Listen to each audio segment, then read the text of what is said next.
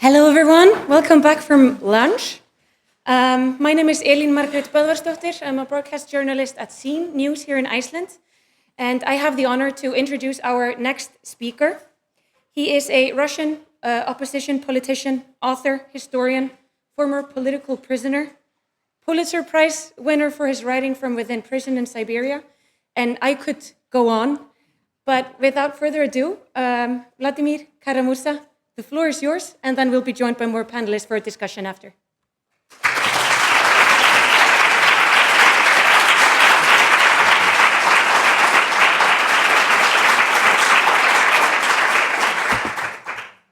Thank you so much for the very kind welcome, and thank you for the opportunity to speak with you here this afternoon. It's wonderful to be back in Reykjavík.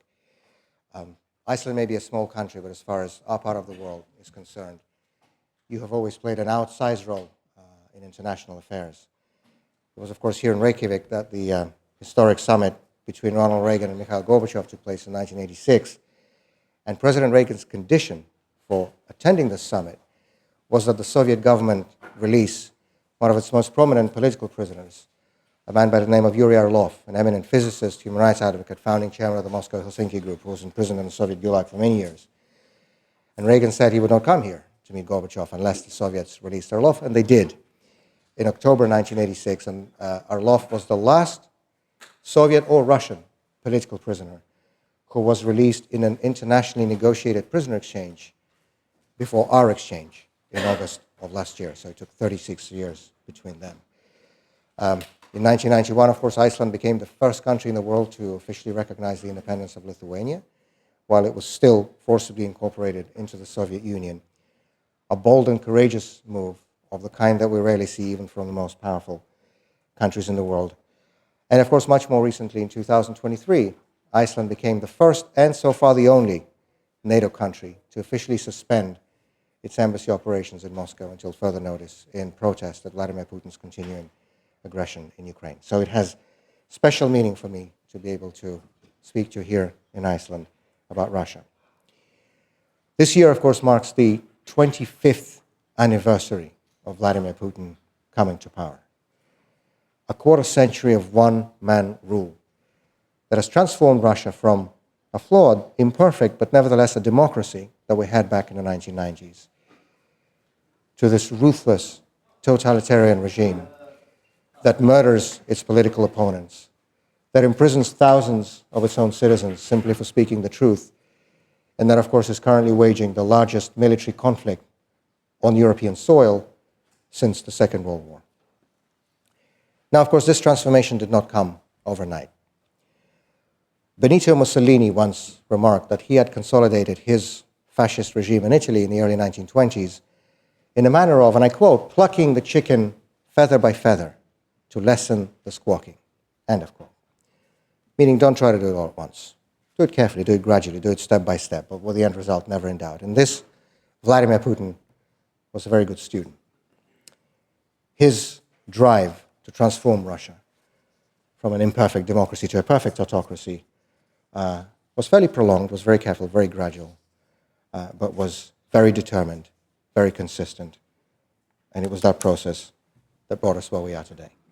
The first feather he plucked, as with many other dictatorships, were, of course, independent media.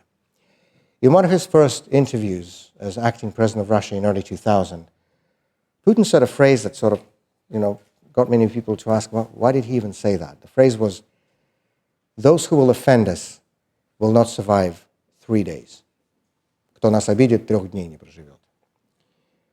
It turned out he meant that almost literally, because on day 4, after his inauguration as president of Russia in May of 2000, Putin sent armed operatives from the FSB, the Prosecutor General Service, and the tax police to raid the offices of Mediamost, at that time Russia's largest private media holding. It was also the parent company of NTV, the most watched, the most popular independent television channel in Russia that was known for its fiercely independent news coverage and editorial policy, for its sharp and professional analysis, perhaps most damagingly, for an aspiring dictator, it was known for its hard-hitting political satire. It never shied away from criticizing not only the government in general, but the president personally. But of course, Vladimir Putin was a very different man from what Boris Yeltsin was. in the midst of the presidential campaign in 2000, this was the end of January, NTV aired an episode of its flagship satirical program called Kukli, Puppets, where you would have political leaders depicted essentially in a puppet show, usually based on some sort of a work of literature. And that particular episode was based on a 19th century German novel by Ernst Hoffmann called Little Zaches. And the gist of the novel was that there was an ugly, mean dwarf who suddenly, because of a spell by a magic fairy, became admired and worshipped by everybody around, began to be seen as handsome and intelligent and talented. But in actual fact, he was a mean, ugly dwarf. And of course, at the end of the novel was what things come back to what they are in reality. You can guess who portrayed the mean, ugly dwarf in that episode. Putin was absolutely furious. And that same day, the same evening that episode aired, he reportedly told his wife that Gosinski is finished. Gosinski referring to the owner, the majority shareholder of NTV and Media Most.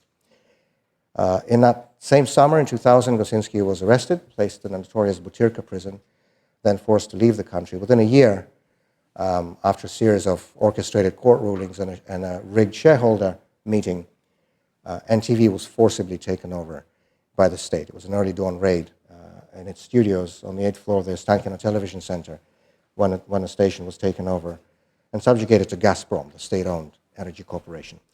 Within the first 3 years of Putin's rule, he had succeeded in silencing every single independent voice on Russian television. The last nationwide independent TV channel that was switched off the air was TVS, and it was switched off in June of 2003. That year, 2003, was in many ways a turning point on Russia's road to autocracy. Three major things happened. Three feathers were plucked, to use Mussolini's metaphor again, in that year. The first, as I mentioned, in June 2003, the closure of the last independent television channel. The second came in October of 2003, when Putin ordered the arrest of his main rival in the Russian business community, a man by the name of Mikhail Khodorkovsky, who was an oil tycoon, founder and CEO of Russia's most successful private oil company. He was the richest man in Russia. One of the circle of oligarchs, of course, a term that was very frequently used at the time. But he wasn't just an oligarch, he was also a philanthropist. Somebody who spent a lot of his personal money to support civil society projects, independent media organizations, educational projects, most damagingly for the Kremlin, opposition parties and candidates in elections. And that was not a behavior that Putin was prepared to tolerate. In February 2003, during a televised meeting in the Kremlin, Khodorkovsky publicly accused Putin's government of corruption. It was only a question of time before the Kremlin would respond, and in one early morning in October of 2003, as Khodorkovsky's plane landed for refueling at Novosibirsk airport, it was raided by an FSB special ops team. It was put on another plane, flown back to Moscow, brought into a courtroom, and paraded on Russian state television, sitting literally in a metal cage. The richest man in Russia, sitting in a cage. This was not only about silencing Khodorkovsky himself, who would spend more than a decade in Putin's prisons. This was also about sending a message to the rest of Russia's business community. If you behave like this, you will end up like him. And that was a message that was certainly heeded, and needless to say, neither independent political activity nor civil society can function without independent sources of funding and support, sources that would not be controlled by the state, and that was the end of that in Russia in 2003. And then the final feather came in December of 2003, when Russia held a parliamentary election that was famously, or perhaps infamously, described by the head of the Parliamentary Assembly of the Council of Europe Observation Mission, David Atkinson, as, I quote, free, but certainly not fair, end of quote. It was free in a sense that opposition candidates could still be on the ballot. I was a parliamentary candidate in the Chertanovsky district in the south of Moscow in that election, and saw it all with my own eyes. We could still be on the ballot as opposition candidates. That is something that is impossible and unthinkable in Russia today. So in that sense, it was still free. But it was certainly not fair in the sense that the results were pre-programmed by the full might of the Russian state, the total state dominance of the media, the administrative coercion, and so on. And the outcome of that election, the practical outcome, was that the Russian parliament was rid of any meaningful opposition to Putin's regime. Both pro-democracy parties, the Union of Right Forces led by Boris Nemtsov, that was my party, and Yabloko, led by Grigory Yavlinsky, another liberal party, were kicked out of the Russian parliament. And from then on, the Russian parliament has effectively been a rubber stamp, automatically approving any decision taken down by Putin. That same month, December 2003, Boris Gryzlov, who was a party colleague of Putin's from United Russia, was opening the session of the new parliament. He became its speaker. And in his opening address, he uttered words that I think will go down as a metaphor and as an epitaph for the Putin regime in future history textbooks. He said that Parliament is not a place for discussion. That is a direct quote. And that is certainly the reality that we have been living in Russia ever since then. These past 2 decades plus have been a time of a constant tightening of the screws, a full spiel ahead, first to authoritarian and then to totalitarian rule, which we have today. And our final red line, in my view, was crossed on the night of the 27th of February 2015, when Boris Nemtsov, former Russian deputy prime minister and the most prominent, the most visible, the most effective leader of the democratic opposition in Russia, was assassinated, literally directly in front of the Kremlin, in what was the most high-profile political assassination in Russia in decades. Everybody except the lowest-level perpetrators, everybody higher up the chain of command, was immediately shielded and protected from the highest levels of the Russian state. A report by the OSCE, the Organization for Security and Cooperation in Europe, published in 2020, contained witness testimony pointing to exactly where, when, and how Vladimir Putin and head of his security service, Viktor Zolotov, gave the order for the assassination of Boris Nemtsov to Ramzan Kadyrov, Putin's henchman in Chechnya. If you can assassinate the main opposition leader in the middle of your capital city and completely get away with it, you can do absolutely anything. Of course, as you all know, last year, another prominent opposition leader, an anti-corruption campaigner, Alexei Navalny, was murdered, poisoned in an Arctic prison, in an Arctic penal colony. And just a few weeks ago, 2 Western laboratories, independently of each other, confirmed what we all knew anyway, but confirmed the fact that Navalny had died as a result of deliberate poisoning that was administered to him while he was a prisoner in Russia.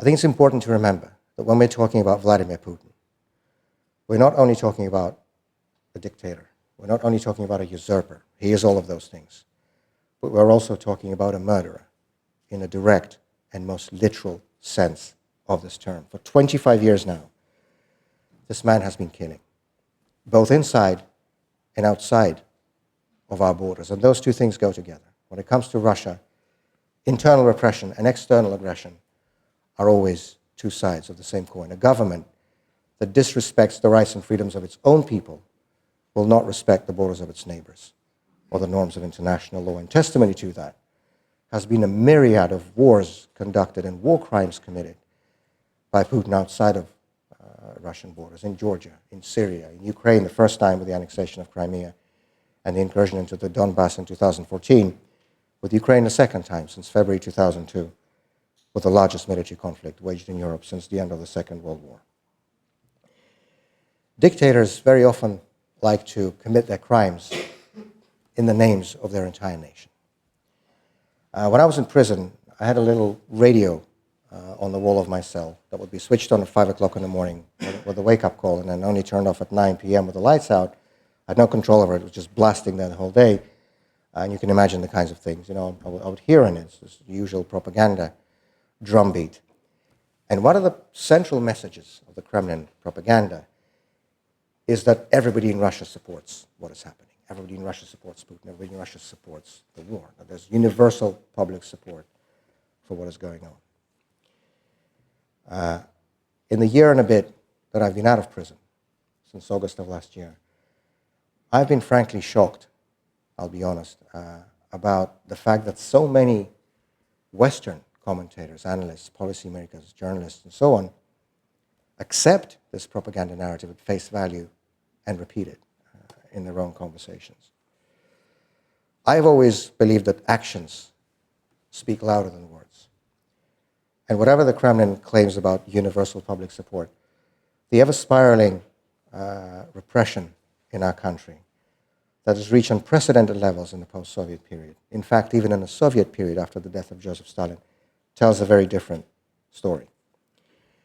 According to publicly available and self-admittedly incomplete figures from human rights groups, today's Russia counts more than 1,700 political prisoners. This is more than the whole of the Soviet Union, so that's 15 present-day countries put together, had back in the 1980s, in the mid-1980s. According to a recent United Nations report, every month there are around 60 new politically motivated criminal cases opened against Russian citizens. The number grows literally every day, literally every week. And of course, the fastest growing category on the Russian political prisoner list are those of our fellow citizens who have publicly protested against the war in Ukraine. In the first days of the full-scale invasion back in February and March 2022, Putin rushed through a series of amendments to the criminal code, making it a prison-punishable criminal offense, not just to speak out against the war in Ukraine, but even just to present facts about it, even to call it a war. I think, even George Orwell could not have known just how accurately his dystopian reality from the novel 1984 would be reconstructed by Vladimir Putin's Russia. War is peace, freedom is slavery, ignorance is strength. The slogan on the facade of Orwell's Ministry of Truth. This is literally the reality that exists in Russia today, when even the smallest acts, not only of protest, but of simply telling the truth, lead to unthinkable prison sentences. I'm thinking today of Alexei Gorinov, a Moscow municipal councillor, who came to his district council meeting in the first days of the invasion and called for a moment of silence in memory of Ukrainian children who are being killed by Russian bombs. He got 7 years in prison for that. As I speak here, he's sitting in a punishment cell in a penal colony in eastern Siberia, in his 60s, missing part of his lung, recently diagnosed with tuberculosis. We do not know how much time he has left. His only crime was to call for a minute of silence for Ukrainian kids who were killed by the Russian army. I'm thinking of Maria Ponomarenko, a journalist from eastern Siberia, a mother of 2 girls with whom she's not allowed to speak on the phone even from prison. Her crime was to post on social media about the war crimes committed by the Russian army, especially with the bombing of the theater in Mariupol in the first days of the invasion. She got 6 years in prison for that. She's being held in isolation cells. She's being mentally and psychologically tortured every single day, not allowed to speak to her kids. She's made several suicide attempts. We do not know how much time she has left. I'm thinking now these last few days of my friend and colleague, Maxim Kruglov, deputy leader of Yabloko, Russia's last remaining opposition party, who would come to all of my trials, he was a member of the Moscow City Council until last year, who would bombard the authorities in Siberia, in Omsk, where I was in prison, every time the prison authorities tried to make my conditions even more unbearable, extending time in a punishment cell, forbidding me to make a phone call to my children. Every time something like this happened, he would come and help me. Now he's a political prisoner himself, arrested last week on the 2nd of October and charged with the same article that we're all being charged for, disseminating knowingly false information about the Russian armed forces. In the Orwellian speak of Putin's Russia, this means telling the truth about the war in Ukraine. Maxim's crimes were posting about the massacre of civilians in the Ukrainian towns of Bucha and Mariupol in the first days of the Russian invasion. There are so many cases that if I were to talk about all of them, we would be here for the next 3 days. But this is the reality of Putin's Russia, where speaking the truth lands you in prison for longer than murder, rape, or drug dealing. In fact, all of those people are released and sent to fight in the war in Ukraine. And more Russian prisons are filled by people who have the conscience to tell right from wrong and who have the courage to say it out loud. I'm often asked, during this past year I've been out of prison, beyond the Putin propaganda, what do Russian citizens really think about the war in Ukraine? Now, of course, it is objectively impossible to talk about public opinion in a state that imprisons you for expressing your opinion. But I think it should be fairly obvious that a regime that really did have the public support it claims to have would not need to keep its society in a state of constant fear and to imprison anybody for voicing even the smallest dissent against what is going on. Every time, or many times, most times, when I speak in a Western audience, I invariably get a question. Well, what you say is all good and everything, but why do opinion polls continue to show high public support in Russia for the war in Ukraine. Yes, thank you to whoever laughed, because I myself also don't know how to react to questions like this. I don't know if a person is asking this seriously or if that's an elaborate joke. Because how can you talk about opinion polls in a totalitarian dictatorship where people know that they will spend the next 7 years in prison if they say what they actually think? All I need to do is just name one example. A few months ago, there was a man in Moscow by the name of Yuri Kakhovets who received 5 years in prison for responding to an opinion poll question saying that he's against the war in Ukraine. He didn't stand with a placard, he didn't demonstrate, he didn't say anything. He was just walking down the street, and there was a person from an opinion polling agency with a camera here. And they asked him what he thought of the war. He told them what he thought of it. They identified him by video recognition. They tracked him down, arrested him, brought him to court, and they gave him 5 years in prison, simply for responding to an opinion poll. Please give that example next time somebody asks you why opinion polls show such high support in Russia for the war in Ukraine. But even though we don't have any objective measurements of public opinion, we do get, from time to time, what I would call glimpses into reality, glimpses into how a lot of people in Russia actually feel about what's going on. And one such glimpse, a very vivid one, came last year in the winter of 2024, amid the staged circus of our so-called presidential election, when it was Putin and a couple of pre-approved clowns running alongside him on the ballot. And of course, a total unanimity projected by state propaganda in support of the war, or the so-called special military operation, as you're supposed to call it in Russia. And then suddenly, in the middle of that fake unanimity, one guy, a lawyer, a former member of the Russian parliament named Boris Nadezhdin, stepped forward and said that he was going to run for president of Russia as the anti-war candidate. And the public response was incredible.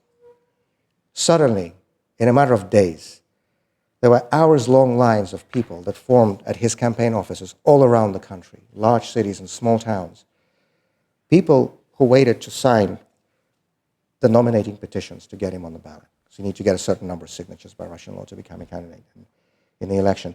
That month, most of the letters I was receiving in prison were about those long lines and how important it was for people to finally see that they're not alone. Because one of the purposes of this constant propaganda drumbeat coming from Putin's Kremlin is not just, to make the outside world believe that everybody in Russia supports the war, but also to make those Russians who think like I do, who are against the war, to feel that they're totally isolated, that they're just a marginal, non-existent minority. There's nobody else like them.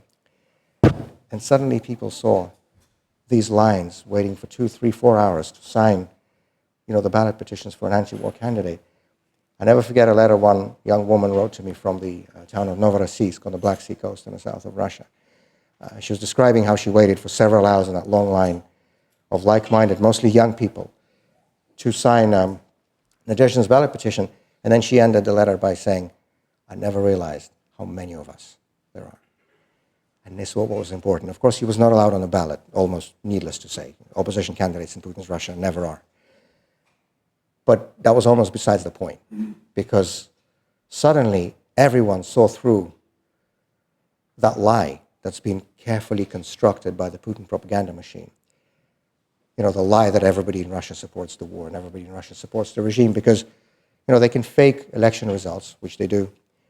They can fake opinion poll numbers, which they do. But there was nothing they could do to hide the sight of hundreds of thousands of people who literally voted with their feet for the only anti-war candidate, who seized at the first opportunity they had to say what they really thought about this war. Now, this is my Russia. This is the Russia I love. This is the Russia I call home. Not the Russia of the murderers and the war criminals who are sitting in the Kremlin, but the Russia of decent and courageous people who oppose them. Not the archaic, belligerent, repressive Russia of today, but a hopeful, peaceful, democratic Russia of tomorrow.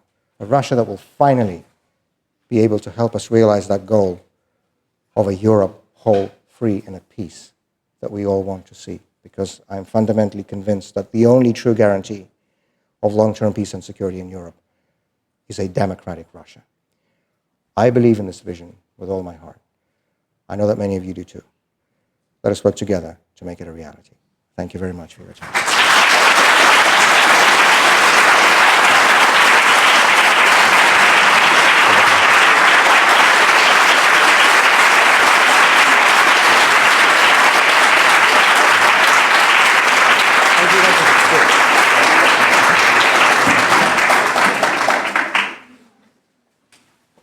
Thank you so much.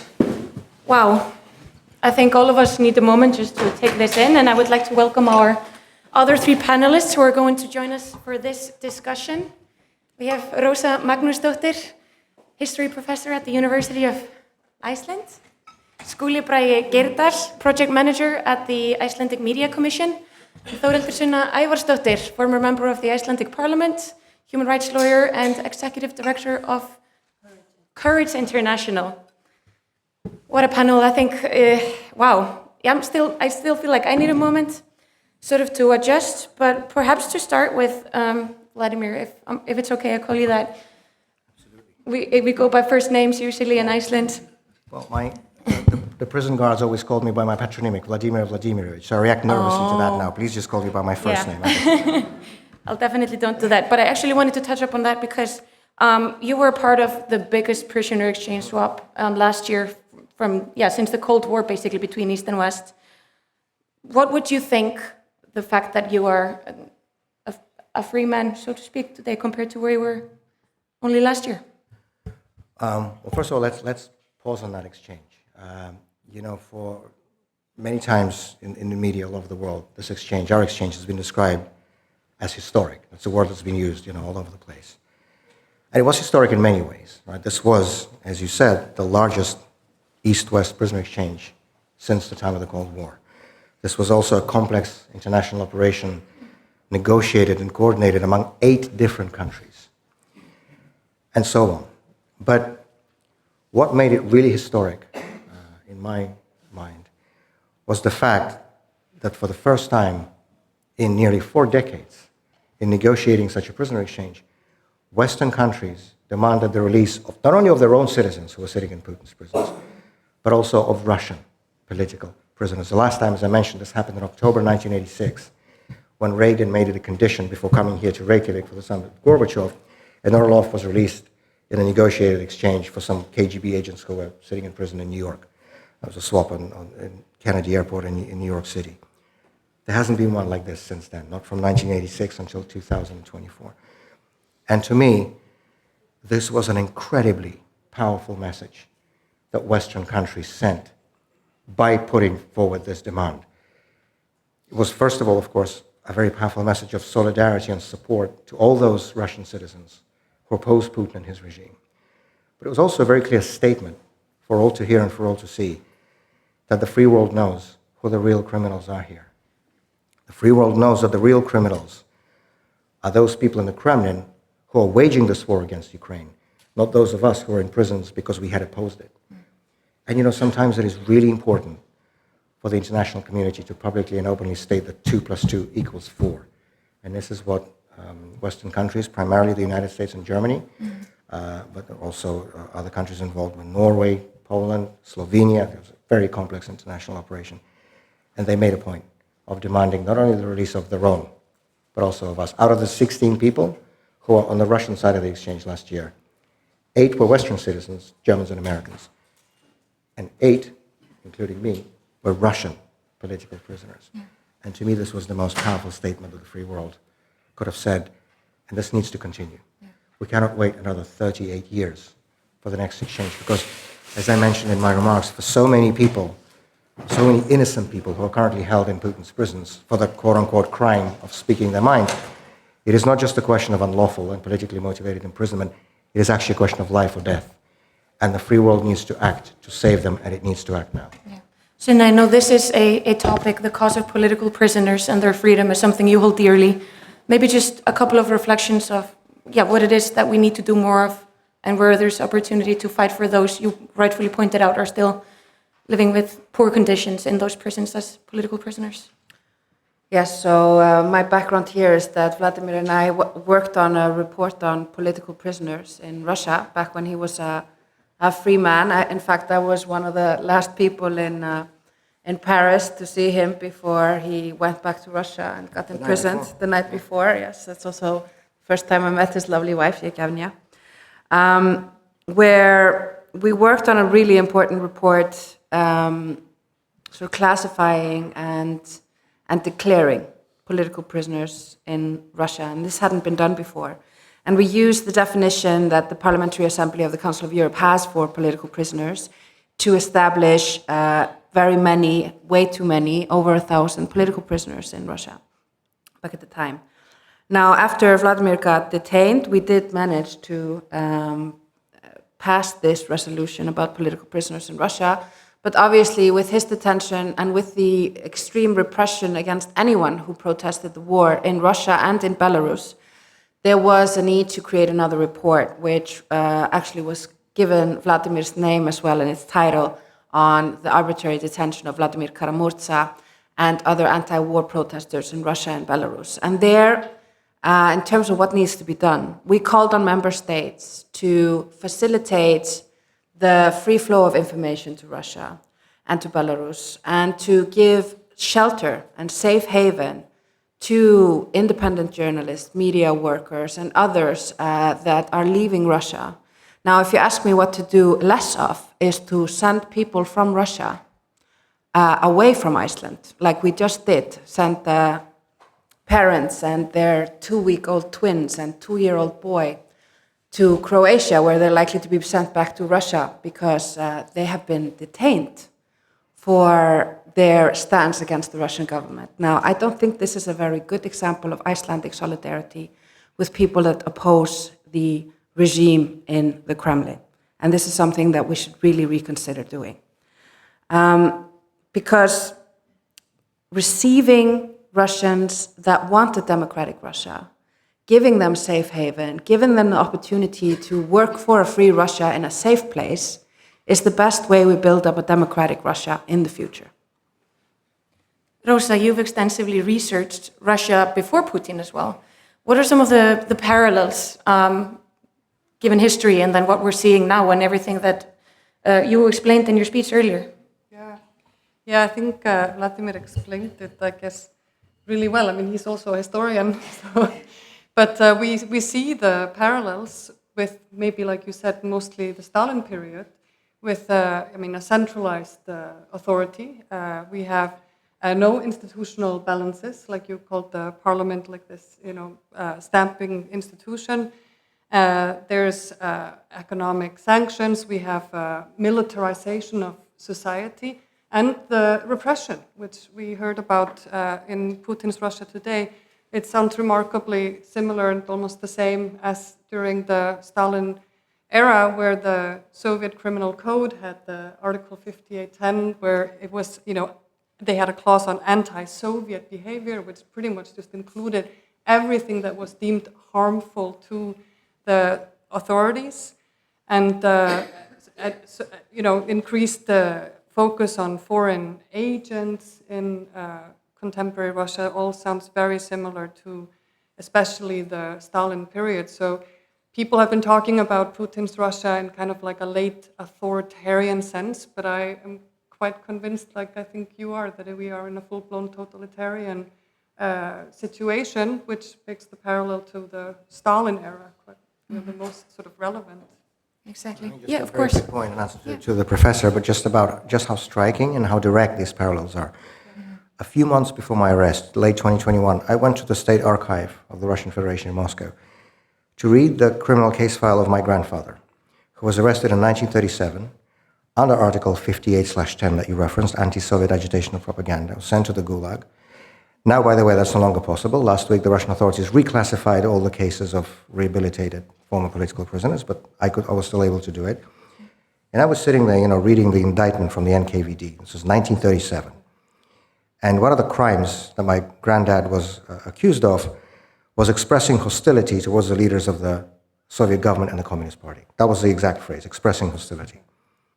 Fast forward, 2023, when I received my indictment order. One of my crimes was using public expressions hostile to the government and the president of the Russian Federation. I was sitting there and I was not believing my own eyes. They are literally lifting direct quotations from NKVD documents of the 1930s and putting them in the indictments today. And I mean, you mentioned the year 1936, we can go to 37. What you described sounds like the terror, like the most horrific period of Soviet history, like you're saying. So it's powerful.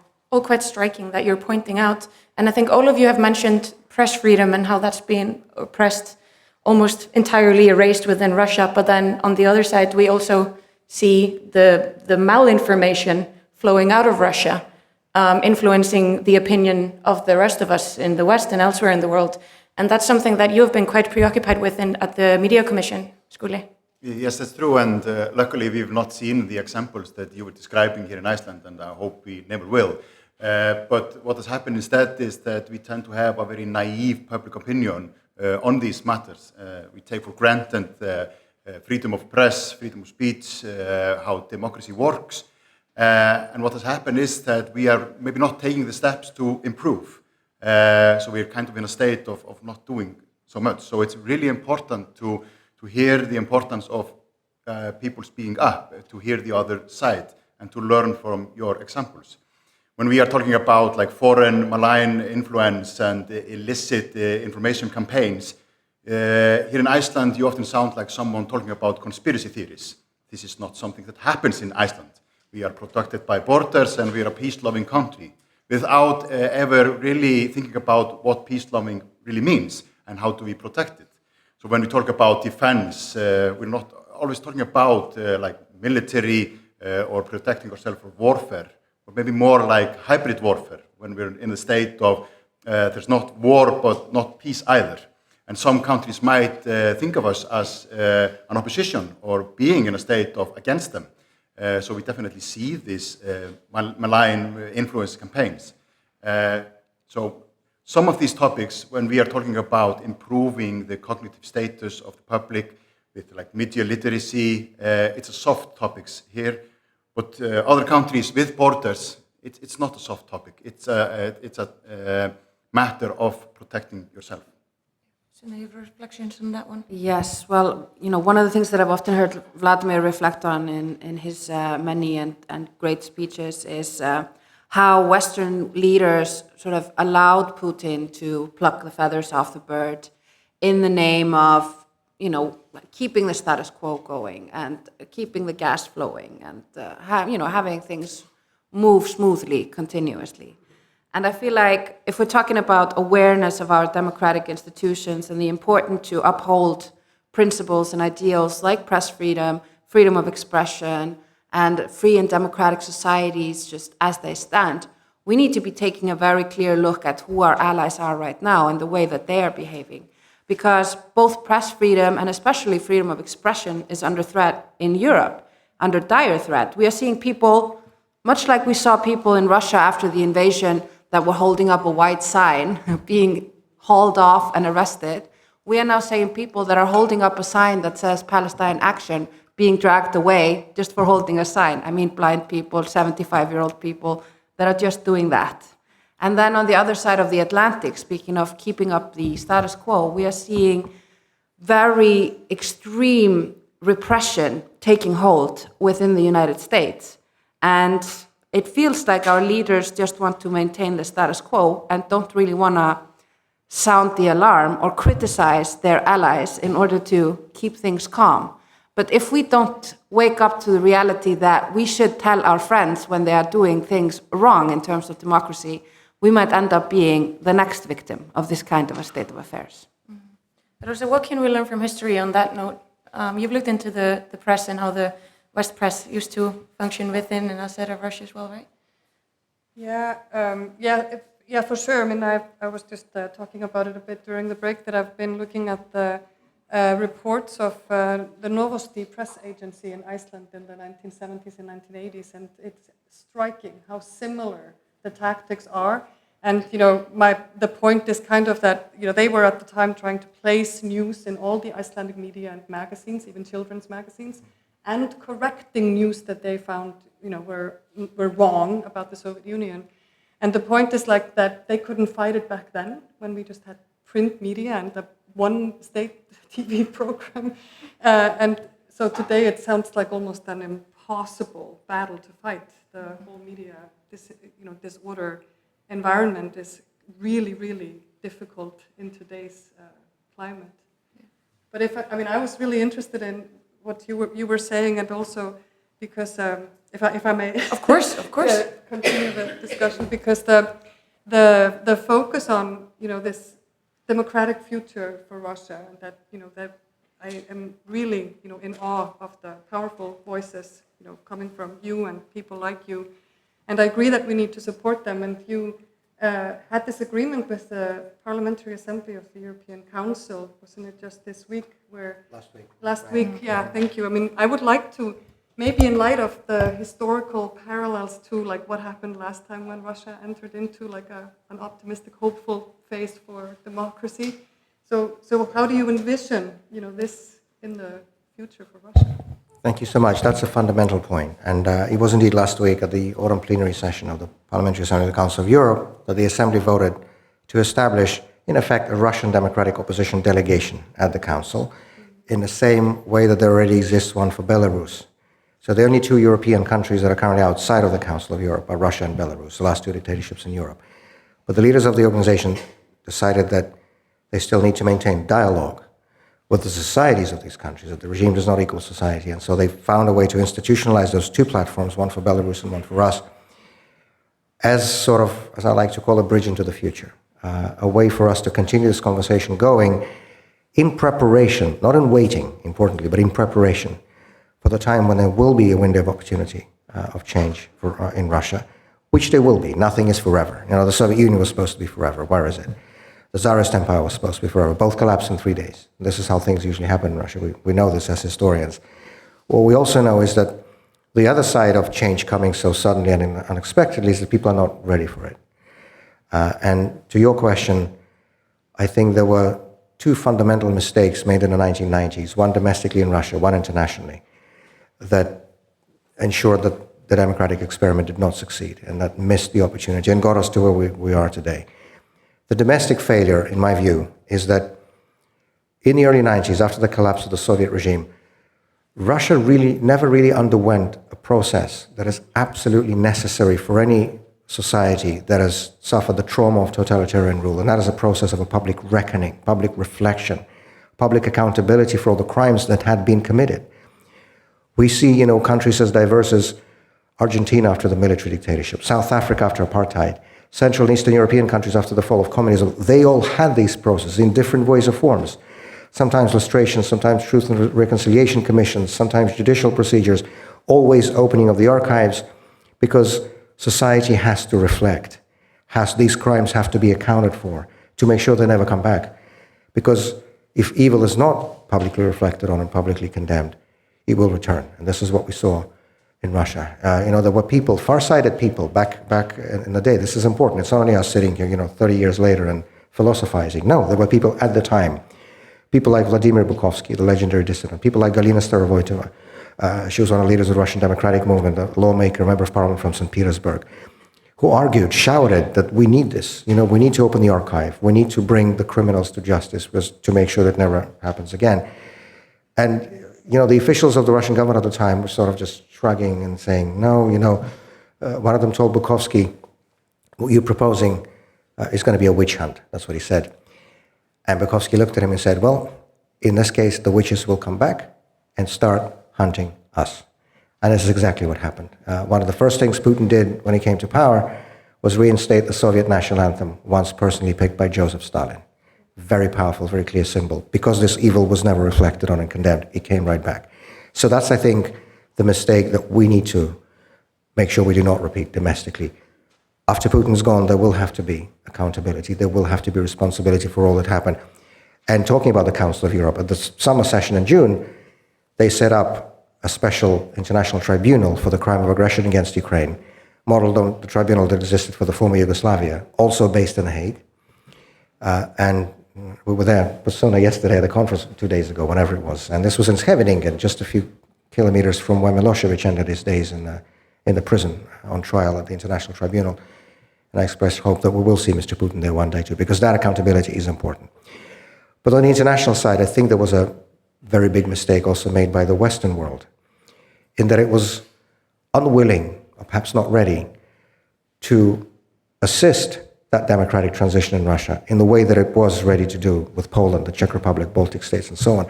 And above all, the West was not ready, or not ready enough, to help integrate that nascent democratic Russia into its own institutions, into the European and Euro-Atlantic family.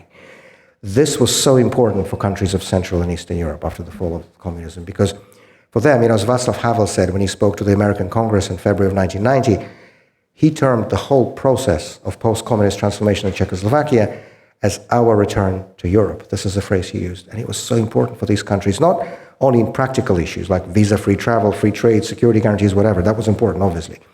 What was more important was a sense of returning to the European home, to the family of civilized nations, for which they were forcibly ejected for decades. Russia never really had that promise.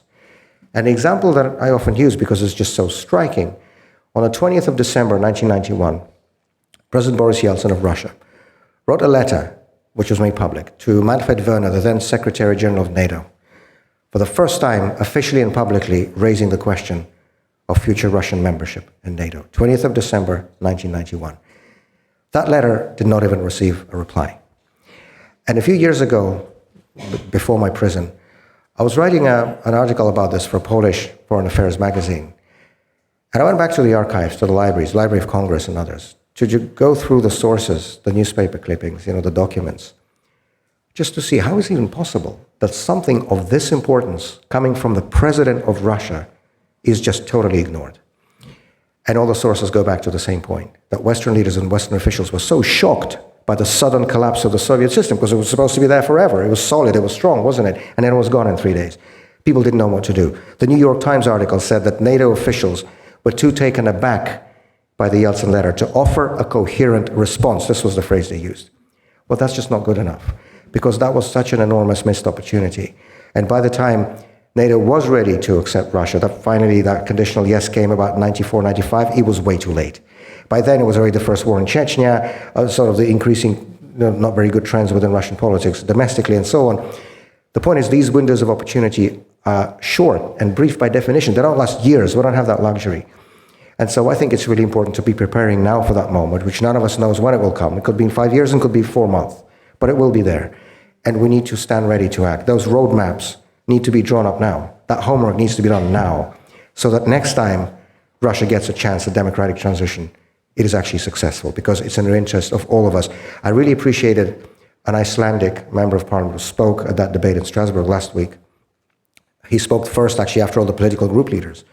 And he said that why he supports this resolution on the Russian delegation, he said, the best guarantee for peace and security in Europe is a democratic Russia. I really appreciated hearing it from him. And several other members from Germany, from Spain, made similar points. And it's important that the free world realizes that this is in our common interest to make sure that Russia's next democratic experiments succeed. And we need to be getting ready for it. Yeah. I don't know if we...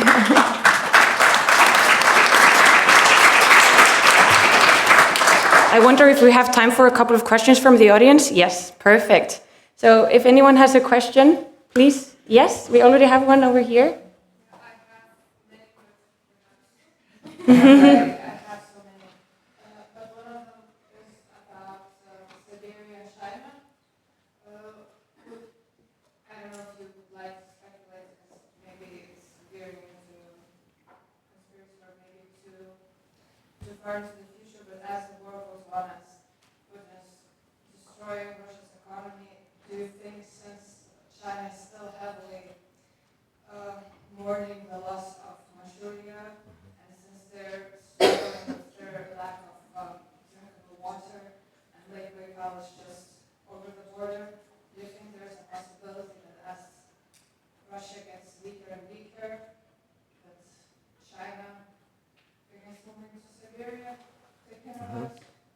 Perhaps we'll take one or two more, and then we'll answer at the same time. If there are any more in the audience at the moment, we can also just start with this one if you want to.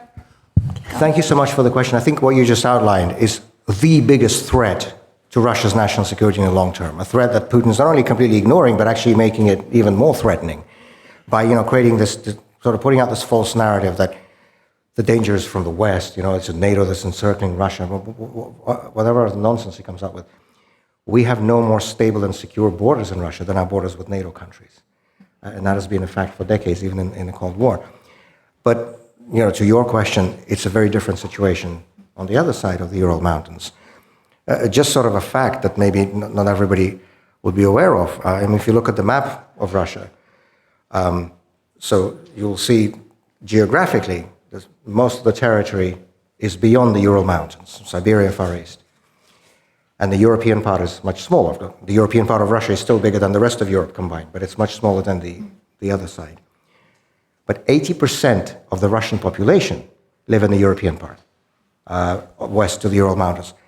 That side is basically empty. I've been there many times. There's absolutely beautiful places. I mean, to mention Lake Baikal is one of the wonders of the world. But it's empty. There are very few people. And if you look on the other side, the Chinese border, you know what the density of the population is over there. And frankly, I don't think it's a secret to anybody that there's still a lot of sort of resentment feelings in China about the territory that was lost in the 19th century wars. There are a few years ago, I remember there was a media story, there was some maps in geography lessons in Chinese schools that showed some of that Russian territory colored as disputed territory, which obviously it isn't by international law. So that really is a long-term threat. It's not from the West. It's from the communist dictatorship in China. And what Putin's doing with all his policies, he's making that threat worse. Because he's artificially detaching Russia from the rest of Europe, so from our own civilization, from our own natural allies. And he's making Russia into a subservient vassal of the communist dictatorship in Beijing, because that's the only type of relationship he can hope for. Obviously, he's the weaker in this, what I'm going to call a partnership, in this relationship. And this goes for economic questions too, like the so-called strength of Siberia, force of Siberia, I'm not sure how it's translated, Sila Siberia, the Gazprom pipeline that goes to China. There have been many works of economic analysis shown that this is completely detrimental to Russian economic interests, but it's very beneficial to China. It's a very lopsided relationship. And I think what Putin's doing there is very dangerous, and that is the biggest threat to our national security going forward. I just hope that his regime ends earlier than this threat becomes irreversible. Thank you for the question. Yeah, it's a very good question. Also something that perhaps doesn't receive as much attention here as everything else that's more sort of focused towards what's happening here in the West, obviously. Any other questions from the audience at this point? Oh, I can see one in the line just above. Yeah.